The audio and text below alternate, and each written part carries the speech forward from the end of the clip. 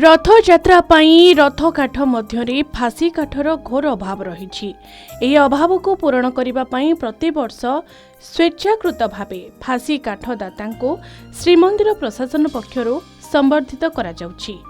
2025 रथयात्रा फासी काठ दान करिथिबा 69 जन को श्रीमंदिर प्रशासन कार्यालय रे आयोजित संबर्धना उत्सव रे गजपति संबर्धित करिसंती। 2025 रथयात्रा 69 जन दाता 110 खंड फासी काठ दान करिसंती।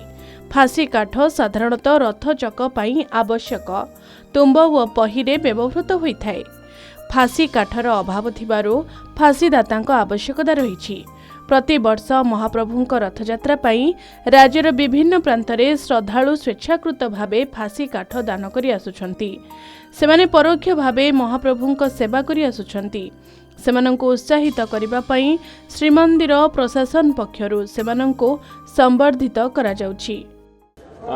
प्रति वर्ष परि महाप्रभु को रथ निर्माण रे जो फासी काठ दाता दात्री माने अछंती तांकर आज आम संबर्धना सभा आयोजन करथिले गजपति महाराज सानिध्य रे एवं सेथिरे गत 2025 घोष यात्रा पई जो माने फासी काठ दान करथिले 69 जन हमर दाता दात्री थिले से माने 110 टी फासी गछ दान करछंती। आम रथ निर्माण रे आपण जानि छथि फासी सहित अलगा असन धौरा एवं अन्य काठ मध्य व्यवहार होता है, किंतु विरल फासी काठ हूँ सबुठारु बड़ अंश।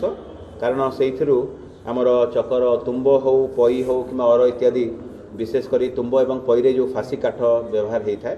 खुशी लगुच प्रभु सेवारे गछ लगी पारुची जो फासी गछ जहाँकि अलुड़ा था गोटे समय बहुत बड़ बड़ गछ विगत दिन में अलुड़ा रोला कि फासी गछर ए चाहिदा बहुत अच्छी प्रभु जगन्नाथ रथपाई एवं घोष यात्रा गजपति महाराज जो कहले जे नाई अभाव अच्छी एवं से कथा कहले जे 40-50 वर्ष गछ नहेले मेच्योर नहेले से गछ लगी पारिबनी।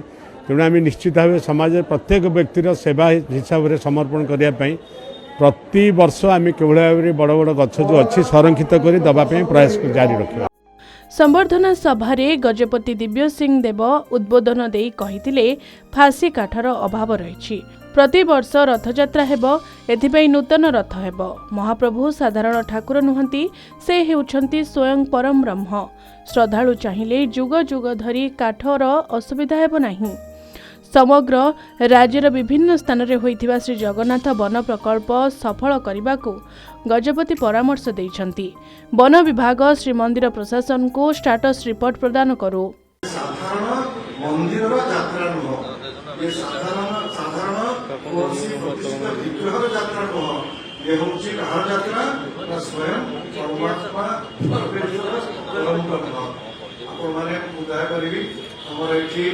श्रीमंदिर प्रशासन द्वारा छपाई दुईटी पुस्तक गोटे सेट तार ना हूँ स्कंद पुरुषोत्तम क्षेत्र मात्र 200 टकर निश्चित भाव नियंतु पढ़ु आप जानवे कहार सेवा आप कले स्वयं परमात्मा परमेश्वर रथयात्रा महत्व कौन ताहा भी आप बुझीपारे। प्रत्येक वन प्रकल्प में चाहिए नवेदन करी आम ये वन प्रकल्प स्टेटस रिपोर्ट आम महाप्रभु सेवा समस्ते अच्छु जिते चाहिए आम क्षेत्र को जाइए सभा समिति करके सामिल कर स्थानीय लोक सहयोग ना सफल नहीं पारे। सर आम बगीचार गछटा आहरी भी अच्छे आहरी 2 वर्ष भी चली बहुत गछ अच्छे आमको किसी जना ना माने फॉरेस्ट वाला उद्यम सक्सेस बहुत खुशी लगुच सर। प्रभुंकर रथ काठर व्यवहृत है मो पितृपिता संपत्ति तेणु मु बहुत खुशी। दीर्घ 50-60 वर्षर गछ एवं हम गंजाम बरगढ़ नयागढ़ ढेंकानाल जिलार 69 जन दाता 2025 रथयात्रा 110 खंड फासी काठ दान करिसंती। एहा मध्यरे नयागढ़ जिल्लारू सर्वाधिक दाता रहिसंती फासी काठ दातांको संबर्धना परे श्रीमंदिर प्रशासन कार्यालय गजपतिंको सह बैठक होइतला। श्रीमंदिर भक्तंक श्रृंखलित दर्शन नीतिकांति पई गजपतिंको सह एही बैठक होइतला।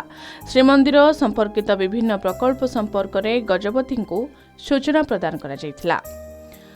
पुरीरो भिडियोग्राफर प्रदीप प्रधान व संबित मिश्रंक सह पिंटू साहू व शैलेन्द्र आचार्यंक रिपोर्ट के न्यूज ओडिशा।